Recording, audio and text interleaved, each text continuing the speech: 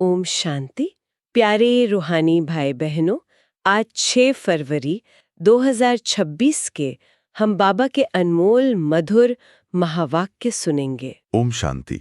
आइए कुछ पल अपने मन बुद्धि को सब तरफ से हटाकर उस एक प्यारे बाप की याद में स्थित हो जाएं। जी, स्वयं को देखें, इस शरीर के बीच भ्रिकुटी में चमकता हुआ एक दिव्य सितारा, और याद करें अपने मीठे बाबा को, जो ज्ञान के सागर, शांति के सागर हैं। उनसे किरणें मुझ आत्मा पर पड़ रही हैं। मैं शांत हो रही हूँ। आज बाबा हमें हमारी सर्वोच्च नियति का, हमारे सबसे ऊंचे भाग्य का आईना दिखा रहे हैं। वो हमें याद दिला रहे हैं कि हम कौन थे और अब फिर से क्या बन रहे हैं। जी हाँ, आज के महावाक्य उस मीठी यात्रा की स्मृति दिला रहे हैं जहां हम आत्माएं बाप से अपना खोया हुआ स्वर्ग का राज्य फिर से प्राप्त कर रही हैं।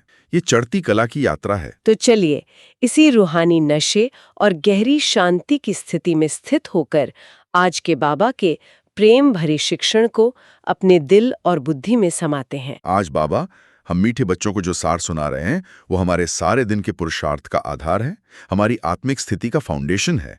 बाबा कहते हैं, मीठे बच्चे, अभी ये चढ़ती कला का समय है। भारत गरीब से साहूकार बनता है।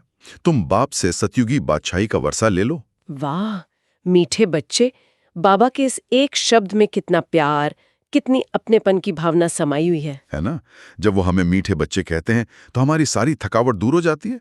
ऐसा लगता है जैसे हम उनकी गोद में समा गए हैं। बिल्कुल। और आज तो बाबा हमें सीधा हमारा लक्ष्य याद दिला रहे हैं।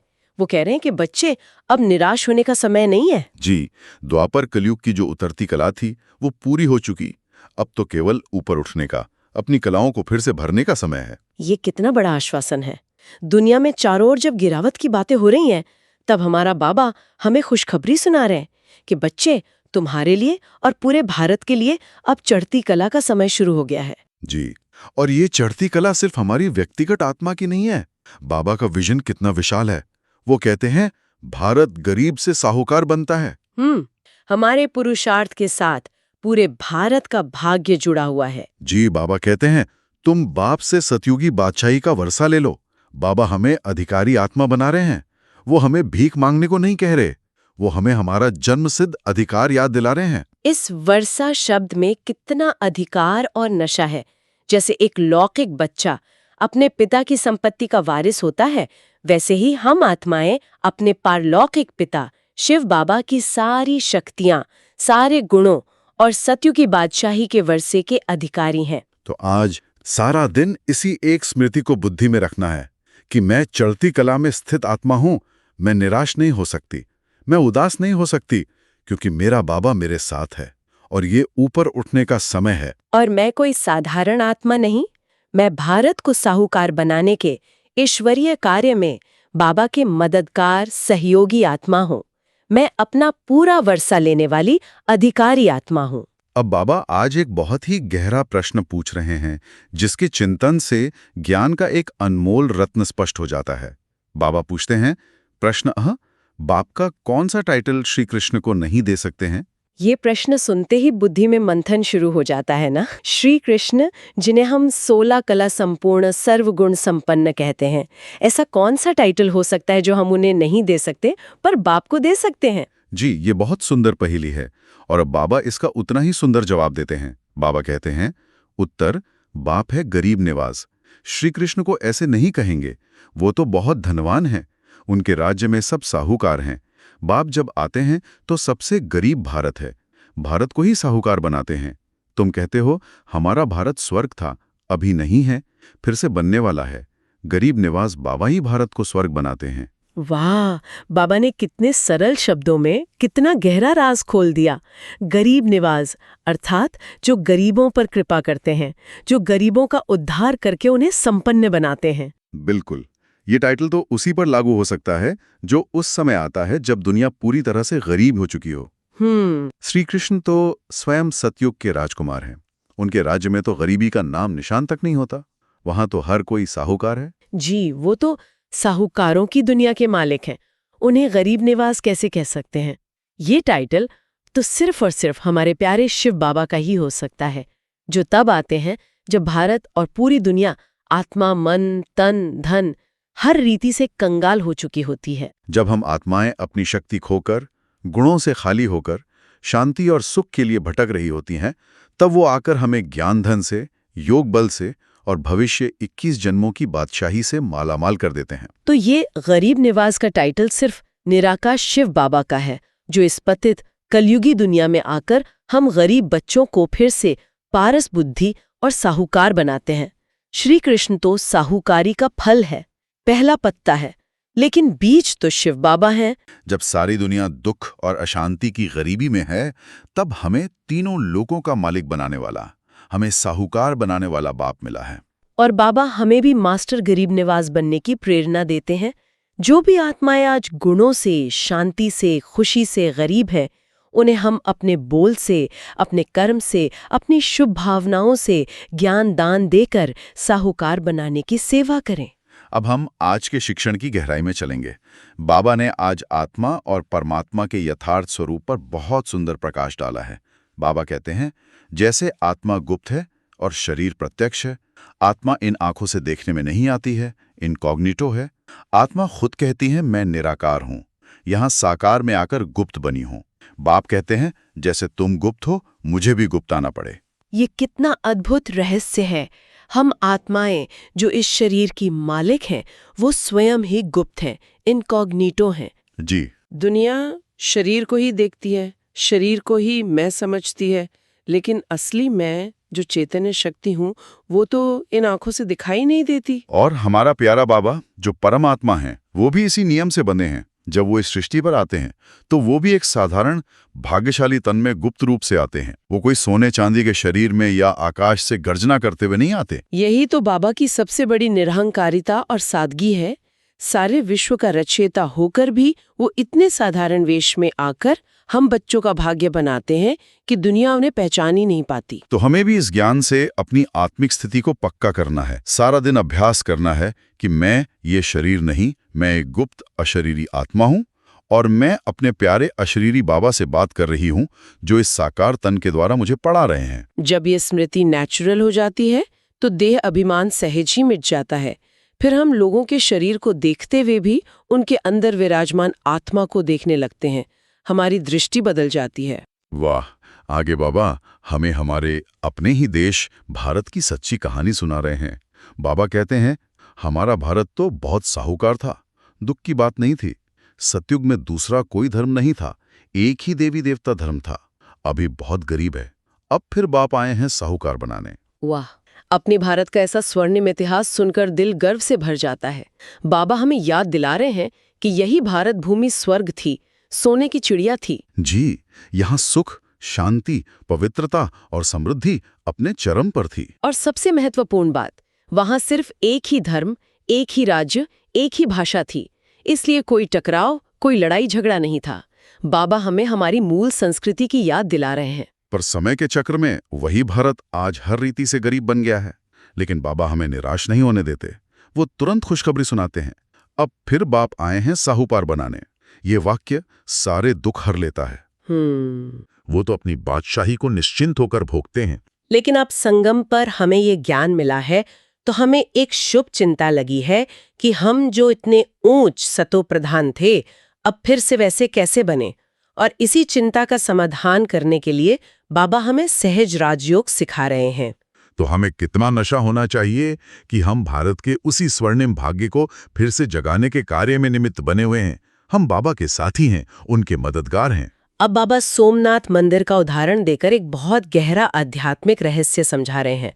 बाबा कहते हैं, सोमनाथ के मंदिर में कितना सोना था। तुम बच्चों को जिस बाप ने इतना ऊंच बनाया है, उनकी तुमने कितनी इज्जत रखी है। जो भारत को स्वर्ग बनाते हैं, उनकी अभी इज्जत कोई नहीं रखते। ऊंचते ऊंच मंदिर गाया हुआ है, जिसको लूट गए। सोमनाथ का मंदिर जो शिव बाबा की यादगार है, वो भारत की सतयुगी समृद्धि का प्रतीक था। बाबा याद दिला रहे हैं कि जिस बाप ने तुम्हें इतना साहूकार बनाया, तुमने भक्ति मार्ग में भी उनकी यादगार में कोई कमी नहीं रखी। सोने हीरो से मंदिर बना दिए। जी, ये बाप के प्रति बच्चों के प्यार और कृतज्ञता का सबूत था। पर बाबा एक इशारा दे रहे हैं।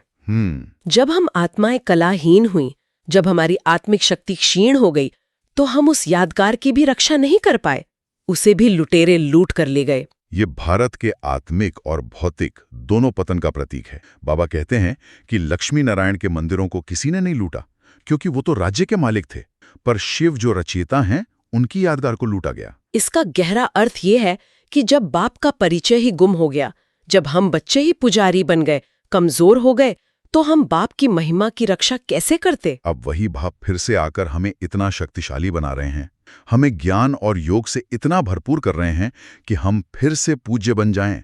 अब हमें बाप की इज्जत रखनी है। और बाप की इज्जत रखने का अर्थ है उनकी श्रीमत पर चलना, पवित्र बनना, योगी बनना और अपने श्रेष्ठ जीवन से बाप का नाम बाला करना। हमारी जीवन ही बाप का चलता फिरता परिचय पत्र बन जाए। अब बाबा कल्प की आयु के बारे में दुनिया में फैली हुई भ्रांति को दूर कर रहे हैं। बाबा कहते हैं 5000 वर्ष की बात को लाखों वर्ष लिख दिया है। लाखों वर्ष की बात किसको याद आ सकेगी? भारत में देवी देवता धर्म कब था ये समझते नहीं है। ये सब बातें बाप बैठ समझाते हैं। मनुष्य सुनते हैं तो कहते हैं ये बातें तो कभी नहीं सुनी, न कोई शास्त्र में पढ़ी। जी, ये ज्ञान सचमुच कितना अद्भुत है। बाबा ने 5000 वर्ष के इस छोटे से नाटक के रहस्य को खोलकर सब कुछ कितना सरल, सहज और लॉजिकल बना दिया है ना? लाखों वर्ष की बात सुनकर तो बुद्धि ही थक जाती है और पुरुषार्थ का उमंग उत्साह ही समाप्त हो जाता है। बाबा ने कितना सुंदर तर्क दिया कि अगर कल्प लाखों वर्ष का होता तो भारत की जनसंख्या आज कितनी बेशुमार होती, जमीन भी सबसे ज्यादा होती। लेकिन ऐसा तो नहीं है। बाबा की हर बात बुद्धि को स्वीकार होती है। बिल्कुल। और 84 जन्मों का हिसाब भी कितना स्पष्ट है। जो आत्माएं पूरा पाठ बजाती हैं वो अधिकतम 84 जन्म लेती हैं। सब कुछ इतना सटीक और व्यवस्थित है, 1 सेकंड का भी अंतर नहीं हो सकता। बाबा अपनी दिल की बात भी बताते हैं कि शास्त्रों में तुम्हारे लिए तो 84 जन्म कह दिया, पर मेरे लिए जो तुम्हारा बाप हूं कह दिया कि मैं तो कण कण में हूं, सर्वव्यापी हूं। जी, बाप पर कितना बड़ा कलंक लगा दिया। हाँ, ये सब भक्ति मार्ग की अंधश्रद्धा है। अब हमारा प्यारा बाबा आकर हमें इन सभी झूठी मान्यताओं से मुक्त कर सच्चा और तर्क संगत ज्ञान दे रहे हैं। वो हमें सत्य और असत्य को परखने की दिव्य बुद्धि दे रहे हैं। तो हमारा कर्तव्य है कि इस ज्ञान को अपनी बुद्धि में अच्छी तरह धारण करें, अंधश्रद्धा से स्वयं भी मुक्त हों और प्यार से, युक्ति से दूसरों को भी इस अंधकार से बाहर निकालने की सेवा करें। आखिर में बाबा हमें हर परिस्थिति में अचल, अडोल और निश्चिंत रहने की सबसे श्रेष्ठ युक्ति बताते हैं। बाबा कहते हैं, यह बना बनाया ड्रामा है, इसमें जरा भी फर्क नहीं हो सकता। जो ड्रामा शूट हुआ वो हूबहू रिपीट होगा, इसमें पाई का भी फर्क नहीं हो सकता। ड्रामा माना ड्रामा। वाह, ये एक महामंत्र है। ये ज्ञान की चाबी हमें हर प्रकार की चिंता से मुक्त कर सकती है। जो कुछ भी हो रहा है वो नया नहीं है, ये हूबहू 5000 साल पहले भी ऐसा ही हुआ था। जी, जब ये स्मृति पक्की हो जाती है कि यह एक बना बनाया अनादि नाटक है, तो क्यों, क्या, ऐसे नहीं वैसे होना चाहिए, ये सारे व्यर्थ संकल्प समाप्त हो जाते हैं। हम हर दृश्य को एक साक्षी होकर, एक डिटैच्ड ऑब्जर्वर की तरह देख सकते हैं। जैसे हम फिल्म देखते हैं, हमें पता होता है कि यह सब बना हुआ है, हम उसमें उलझते नहीं हैं। वैसे ही हमें इस विश्व नाटक को देखना है। पुरुषार्थ करना है, श्रीमत पर चलना है, लेकिन परिणाम की चिंता से मुक्त होकर, क्योंकि जो होना है वो तो निश्चित ही है। हमारा काम है हर सीन में अपना श्रेष्ठ पाठ बजाना और हर सीन से शिक्षा लेना। तो आज दिन भर जब भी कोई बात सामने आए, चाहे अच्छी या बुरी, तो बुद्धि में एक ही शब्द याद करें, ड्रामा। मैं आत्मसाक्षी हूं, ये दृश्य भी बीत जाएगा। इस एक स्मृति से हम सदा हल्के और खुश रह सकते हैं। तो आज के इन अनमोल महावाक्यों से धारणा के लिए मुख्य सार है जी। पहला पॉइंट बाबा ने दिया है, ड्रामा के आदि मध्य अंत का ज्ञान बुद्धि में रखते हुए सब चिंताएं छोड़ देनी है, एक सतोप्रधान बनने की चिंता रखनी है। जी, बाबा ने आज हमें चिंता मुक्त योगी बनने की बहुत सुंदर विधि बताई है। जब हमें सारे नाटक के आदि मध्य अंत का ज्ञान है तो चिंता की कोई बात ही नहीं रह जाती। लौकिक चिंताएं, इसका क्या होगा, मेरा क्या होगा, ये कैसे होगा, इन सब को ड्रामा पर छोड़ देना है। बस एक ही शुभ चिंता, या कह सकते हैं एक ही लगन रखनी है कि मैं आत्मा सतोप्रधान कैसे बनूं। मेरी पवित्रता की धारणा 100% कैसे हो, मेरी याद की यात्रा निरंतर और एकरस कैसे बने, मेरा स्वभाव दैवी कैसे बने। बस यही एक धुन हमें रखनी है, बाकी सब कुछ ड्रामा में कल्याणकारी रूप से निश्चित है। दूसरा पॉइंट बाबा कहते हैं 2 गरीब निवाज बाबा, भारत को गरीब से साहूकार बनाने आया है, उनका पूरा पूरा मददगार बनना है, अपनी नई दुनिया को याद कर सदा खुशी में रहना है। वाह, बाबा हमें कितना बड़ा टाइटल दे रहे हैं, बाप के मददगार। हम कोई साधारण आत्माएं नहीं हैं, हम ईश्वर के विश्व परिवर्तन के कार्य में उनके सहयोगी हैं। तो हमें हर कर्म करते हुए स्वयं से पूछना है, क्या मेरा ये संकल्प, बोल और कर्म बाबा की मदद कर रहा है? क्या मेरी पवित्रता की शक्ति से भारत को साहूकार बनने में मदद मिल रही है? और ये सेवा बोझ से नहीं करनी है, बल्कि खुशी से करनी है। बाबा युक्ति बताते हैं, अपनी नई दुनिया को याद करो, अपने सतयुगी महलों को, अपने देव स्वरूप को, अपनी बादशाही को याद करो, तो खुशी अपने आप आएगी। बिल्कुल, खुशी खुशी की हुई सेवा ही फलदायी होती है। आज बाप दादा हम बच्चों को बहुत शक्तिशाली वरदान दे रहे हैं। बाबा कहते हैं, दिल में सदा एक राम को बसाकर सच्ची सेवा करने वाले मायाजीत विजयी भव। वाह, माया पर जीत प्राप्त करने का और सदा विजयी बनने का वरदान। और विधि कितनी सरल और मीठी है, दिल में सदा एक को बसाओ। जी, बाबा ने हनुमान का बहुत सुंदर मिसाल दिया है। बाबा विस्तार से समझाते हैं। हनुमान की विशेषता दिखाते हैं कि वो सदा सेवाधारी महावीर था, इसलिए खुद नहीं जला, लेकिन पूंछ द्वारा लंका जला दी। तो यहां भी जो सदा सेवाधारी हैं, वही माया के अधिकार को खत्म कर सकते हैं। जो सेवाधारी नहीं, वो माया के राज्य को चला नहीं सकते। हनुमान के दिल में सदा एक राम बसता था। तो बाप के सिवाय और कोई दिल में ना हो, अपने देह की स्मृति भी ना हो, तब मायाजीत विजयी बनेंगे। कितना गहरा रहस्य है। हनुमान की शक्ति का राज था उनकी एकनिष्ठ भक्ति। उनके दिल में सिर्फ राम थे। इसी तरह हमारी शक्ति का राज है हमारी एकनिष्ठ याद। जी, जब हमारे दिल में सिर्फ एक शिव बाबा होंगे, तो हम भी महावीर मायाजीत बन जाएंगे। दिल में और कोई न हो, इसका कितना गहरा अर्थ है। न कोई व्यक्ति, न कोई वस्तु, न कोई पद, न कोई वैभव। और बाबा तो यहाँ तक कहते हैं कि अपने देह की स्मृति भी न हो। जब देह का ही भान नहीं, तो देह के संबंध और पदार्थ कैसे याद आएंगे? जब ऐसी एक बाप दूसरा न कोई वाली स्थिति होगी, तब हम सच्चे सेवाधारी बन सकेंगे।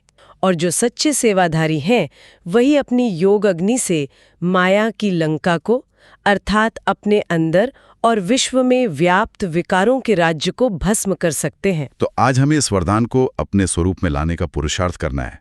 सारा दिन अपने दिल को चेक करना है, मेरे दिल के सिंहासन पर कौन विराजमान है?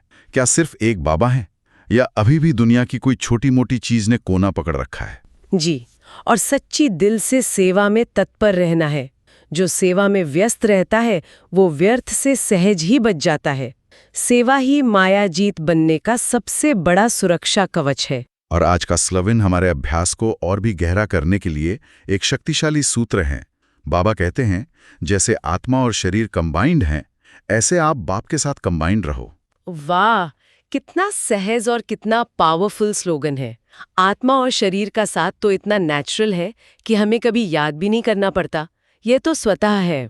जी, बाबा चाहते हैं कि हमारा और उनका साथ भी इतना ही नेचुरल, इतना ही अविनाशी और स्वतः हो जाए। कंबाइंड रूप, मैं आत्मा और मेरे बाबा, ये स्मृति हर श्वास में, हर संकल्प में समा जाए। जब हम ट्रैफिक कंट्रोल में बैठते हैं, तो विशेष इस कंबाइंड स्वरूप का अनुभव करें। मैं अकेली नहीं हूँ, सर्वशक्तिवान बाप मेरे साथ हैं। उनकी शक्तियां मुझ में प्रवाहित हो रही हैं। उनका प्रकाश मेरे चारों ओर एक सुरक्षा कवच है। दिन में जब कोई भी व्यर्थ संकल्प आए, कोई परिस्थिति विचलित करे, तो तुरंत इस स्लोगन को याद करें। जहां बाप साथ है, वहां माया या व्यर्थ आ ही नहीं सकता। जैसे सूर्य के होते हुए अंधकार टिक नहीं सकता। इस एक अभ्यास से ही हम सारा दिन शक्तिशाली, सुरक्षित और हल्के रह सकते हैं। मैं अकेली नहीं, मैं और बाबा साथ साथ हैं। हर कर्म हम दोनों साथ मिलकर कर रहे हैं। अब बाप दादा के हम बच्चों के संगठन को मजबूत बनाने के लिए कुछ अव्यक्त इशारे हैं। बाप दादा कहते हैं, एकता और विश्वास की विशेषता द्वारा सफलता संपन्न बनो। जी, संगम युग में संगठन की शक्ति का बहुत बड़ा महत्व है। कलयुग में संगठन बंधन का कारण बनता है, पर यहाँ ईश्वरीय परिवार का संगठन हमारी सुरक्षा का किला है। और इस किले की नींव है एकता। और एकता की नींव है एक दूसरे में विश्वास। बाबा इसकी बहुत सुंदर विधि बताते हैं। संगठन में हर एक की विशेषता को देखना, विशेषता ही ग्रहण करना और कमजोरियों को मिटाने का प्रयत्न करना, यही विधि है एकता का संगठन मजबूत करने की। कितनी सुंदर युक्ति है। हमें परचिंतन और परदर्शन से अपनी आंखें और बुद्धि को बचाकर हर आत्मा की सिर्फ विशेषता को देखना है। जैसे भौरा सिर्फ फूलों पर बैठता है, गंदगी पर नहीं। हमें भी गुणग्राही बनना है। जब हम दूसरों की विशेषताएं देखते हैं तो स्वतः ही उनके प्रति हमारे मन में स्नेह और सम्मान पैदा होता है और विश्वास बढ़ता है। और उनकी जो कमजोरियां हैं उन्हें देखना नहीं बल्कि अपनी शुभ भावनाओं से उन्हें मिटाने में सहयोग करना है। आगे बाबा कहते हैं, जैसे आप सबका उठना, बोलना, चलना एक जैसा है, या सबकी एक जैसी बातें, एक ही गति, एक ही रीति, एक ही नीति है, ऐसे ही संस्कार भी समान दिखाई दें। वाह, बाबा हम सबको एक रस, एक समान देखना चाहते हैं। संस्कारों में समानता, हमारा लक्ष्य एक है, लक्ष्मी नारायण बनना। तो हमारे लक्षण, हमारे संस्कार भी वैसे ही दैवीय और एक समान होने चाहिए। और इसका आधार क्या है? बाबा कहते हैं, भिन्नता होते भी एक दो में विश्वास रख, सबके विचारों को सत्कार दो, यही एकता का आधार है। मतलब भले ही सेवा की योजना में या किसी बात पर हमारे विचार अलग अलग हो सकते हैं, लेकिन हमारे मन में एक दूसरे के प्रति रत्ती भर भी अविश्वास या असम्मान ना हो। जी, हर एक के विचार को रिगार्ड देना, यही संगठन को मजबूत बनाता है। तो हमें अपने सेवा केंद्र पर, अपने लौकिक परिवार में भी इन मीठे इशारों को अपने जीवन में धारण करना है। हर एक की विशेषता देखनी है, हर एक को सत्कार देना है और एक मजबूत संगठन बनाकर बाप के नाम को प्रत्यक्ष करना है। आइए अब हम आज के महावाक्यों पर आधारित कुछ शक्तिशाली स्वमानों का अभ्यास करेंगे। बुद्धि को एकाग्र करके मेरे साथ हर स्वमान को गहराई से अनुभव करें। पहला स्वमान, मैं भारत को साहूकार बनाने वाली मास्टर गरीब निवाज आत्मा हूँ। अनुभव करें। मैं बाबा के विश्व कल्याण के महान कार्य में उनका राइट हैंड, उनका सीधा मददगार हूँ। मेरी हर शुभ भावना, हर श्रेष्ठ संकल्प भारत की आत्माओं को शक्ति और संपत्ति से भरपूर कर रहा है। मैं स्वयं गुणों और शक्तियों के खजानों से भरपूर हूँ और मुझ भरपूर आत्मा द्वारा अनेक आत्माओं का भाग्य बन रहा है। मैं दाता का बच्चा, मास्टर दाता हूँ। दूसरा स्वमान, मैं ड्रामा के हर दृश्य की साक्षी, चिंता मुक्त आत्मा हूँ। महसूस करें, मैं इस विश्व नाटक मंच पर एक श्रेष्ठ एक्टर हूँ। हर दृश्य पहले से ही निश्चित और कल्याणकारी है। मैं शांत हूँ, अचल हूँ, अडोल हूँ। कोई भी परिस्थिति, कोई भी व्यक्ति का व्यवहार मुझे हिला नहीं सकता। मैं साक्षी होकर सब कुछ देख रही हूँ और हर दृष्टि से शिक्षा लेकर अपना श्रेष्ठ पाठ बजा रही हूँ। तीसरा स्वमान, मैं सतयुगी बादशाही के वर्षे की अधिकारी आत्मा हूँ। अपने मस्तक पर उस अधिकार के हीरे जड़े ताज को दिखें। स्वयं भगवान ने मुझे अपना बच्चा बनाकर यह वर्षा दिया है। यह मेरा जन्म सिद्ध अधिकार है, कोई भी मुझसे यह छीन नहीं सकता। मैं इस अविनाशी नशे में, इस अलौकिक खुशी में सारा दिन उड़ती रहती हूँ। मैं कोई साधारण आत्मा नहीं, मैं त्रिलोकी के मालिक की संतान, अधिकारी आत्मा हूँ। चौथा स्वमान, मैं बाप समान पतित पावन सेवाधारी आत्मा हूँ। अपने फरिश्ता स्वरूप को देखें, मुझसे पवित्रता की सफेद किरणें निकलकर चारों ओर फैल रही हैं, वायुमंडल को पावन बना रही हैं। जैसे बाबा पतितों को पावन बनाते हैं, मैं भी अपनी पवित्र वृत्ति, दृष्टि और कृति से अनेक आत्माओं को पावन बनने की प्रेरणा दे रही हूँ। मैं एक निस्वार्थ, सच्ची सेवाधारी आत्मा हूँ। पांचवा स्वमान, मैं बाप के साथ कंबाइंड मायाजीत आत्मा हूँ। अनुभव करें, बाबा का शक्तिशाली हाथ मेरे हाथ में है। मैं और बाबा एक हैं, हम कंबाइंड हैं। उनकी सारी शक्तियां, सारे गुण मुझ में समा रहे हैं। मैं कभी अकेली नहीं हूँ। सर्वशक्तिमान बाप हर पल मेरे अंग संग हैं। माया मेरे सामने आने की हिम्मत नहीं कर सकती। मैं सदा विजयी हूँ। ओम शांति। आज बाबा ने हमें हमारी चढ़ती कला का कितना सुंदर अनुभव कराया। जी, उन्होंने हमें गरीब निवाज बाप का परिचय देकर, भारत की सच्ची कहानी सुनाकर और ड्रामा का अटल रहस्य समझाकर चिंता मुक्त बना दिया। जी हाँ, और धारणा के लिए भी कितनी सहज युक्तियां दी। सिर्फ एक सतोप्रधान बनने की शुभ चिंता रखो, बाप के मददगार बनो और दिल में एक बाबा को बसाकर सदा विजयी रहो। तो आइए आज सारा दिन इन महावाक्यों के गहरे नशे में रहें, बाबा के दिए हुए वरदान को अपना स्वरूप बनाएं और स्लोगन को अपनी नेचुरल स्मृति। अगर आप चाहते हैं कि बाबा की ये श्रेष्ठ श्रीमत, ये गहरा ज्ञान और इसके प्रैक्टिकल स्वरूप की ये प्यार भरी चर्चा आपको रोज मिलती रहे, तो इस चैनल को सब्सक्राइब अवश्य करें। इससे आपको रोज बाबा का प्यार भरा संदेशा सबसे पहले मिलेगा और आपके पुरुषार्थ में मदद मिलेगी। बाबा की याद में रहें, खुशी में रहें और सेवा में तत्पर रहें। अच्छा, ओम शांति।